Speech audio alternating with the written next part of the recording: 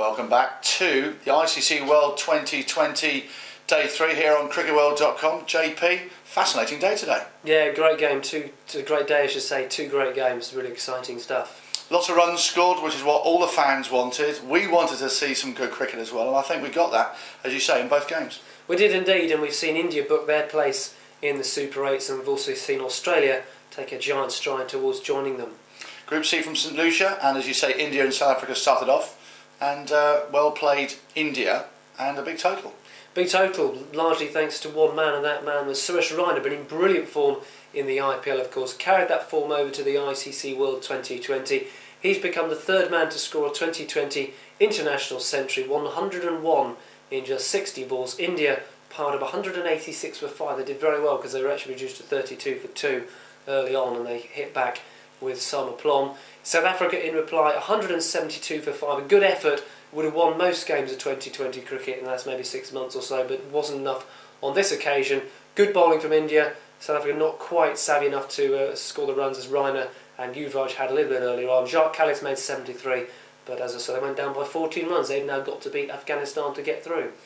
Yes, we thought actually they put up a better fight than that, but just lost the wind in their sails, didn't they? So, unfortunately for South Africa, India then win that one, and of course later in the day Australia took on Pakistan. That's right, and again we had lots of runs. Australia 191 all out. Now that only tells half the story. Shane Watson made a quite brilliant 81 in 49 balls. David Hussey came in and hit 5 sixes on his way to 53 in 29 balls. They put on 98 for the 4th wicket, and then they lost 6 wickets for 10 runs. And incredibly, they lost 5 wickets in the final over. 3 of them to Mohamed Amir, and a couple of run-outs in there as well, but they still had enough runs on the board. It was quite odd, wasn't it, to see a scoreboard that said wicket, wicket, wicket, dot, wicket. That's right. So, wicket, so. And then, of course, in the next innings, there was a wicket first ball. There was. Dirk Nannis bowled a wide, then got rid of Cameron Atwell, so he had, 6 wickets in 8 balls or something remarkable like that. Whoever said it was a batsman's game, eh? But Pakistan went on to be bowled out for 157. They lost a few wickets early on. Then Shahid Afridi made a very enterprising 41. Misbah got some runs as well, but it wasn't quite enough. Once that partnership was broken, you just sense, very similar to the Bangladesh game against Pakistan yesterday, that was pretty much going to be game over. They didn't quite have the firepower in the lower order. They didn't quite do the job for them. Australia were absolutely brilliant in the field, didn't drop a thing. Very sharp ground fielding. Pakistan dropped a few chances early on. Catches win matches. Sean Tate and Dirk Nannis took 3 wickets as Australia won this one. Yeah, now we thought Australia would have a sort of all quick bowlers, but in fact they used, didn't they? Smith, Hussey, Clark, just to mix things up, and they all found their feet. They've got a very balanced team, and don't be surprised if they go far.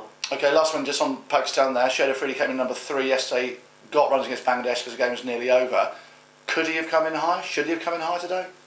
It's a difficult one, isn't it? I mean, I think if other players might have stayed with him, he might have gone on and won the game.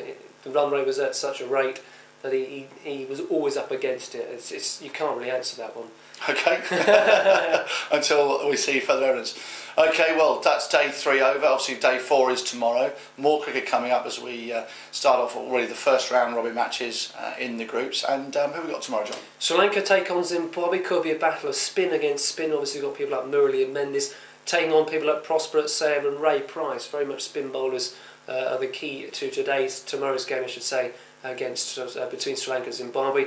And then we've got England against the West Indies. Now I've got here KP against KP. Kevin Peterson, star player, a lot of news about him. Is he going to stay? Is he going to go home? Kieran Pollard, well, he's not going anywhere, but the ball might be if he gets going. So fascinating to see those two players in opposition against each other. Yeah, fantastic. Both the games, really important for teams to get a win under their belts. And we've seen that today, and we've also we're looking forward to some more tomorrow. Thanks again, John, for your insights, and thank you for joining us here on Cricket World.